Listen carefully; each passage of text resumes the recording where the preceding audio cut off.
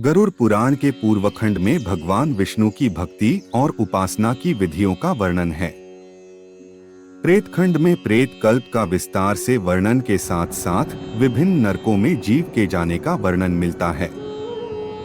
इसमें मृत्यु के बाद आत्मा की क्या गति होती है, आत्मा किस प्रकार की योनियों में जन्म लेता उसका वर्णन, प्रेत योनि से मुक्ति किस प्रकार पाई जाती उसका वर्णन और नरकों के दारुण दुख से कैसे मोक्ष प्राप्त करने का वर्णन आदि का विस्तार पूर्वक विवेचन किया गया है।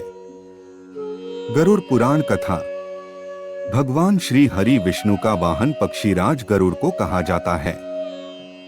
एक बार भगवान विष्णु से पक्षीराज गरुड़ ने प्रश्न पूछा कि मृत्यु के बाद प्राणियों की स्थिति, जीव की यमलोक यात्रा, विभिन्न कर्मों से प्राप्त होने वाले नरकों, योनियों तथा पापियों की दुर्गति से संबंधित अनेक गूढ़ एवं रहस्ययुक्त है। गरुड़ जी की जिज्ञासा शांत करने लिए भगवान विष्णु ने उन्हें जो ज्ञानमय उपदेश दिया था, यह ज्ञानमय उपदेश को गरुड़ पुराण कहते हैं।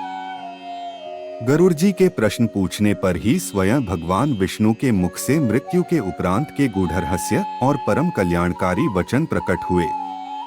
भगवान श्री हरि विष्णु के निर्धारित यह पुराण प्रमुख रूप से वैष्णव पुराण है। गरुड़ पुराण ज्ञान ब्रह्मा जी ने महर्षि वेदव्यास को सुनाया था।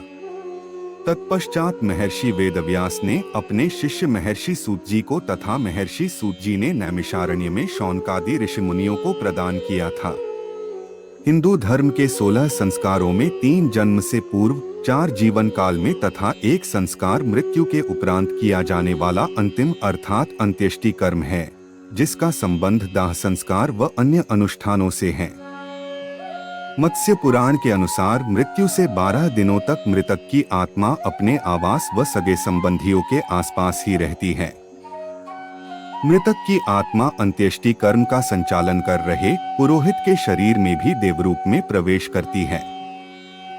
शास्त्रों के अनुसार मृतक की आत्मा गरुड़ पुराण की कथा को सुनती है, जिससे कि उसे मुक्ति मिल सके।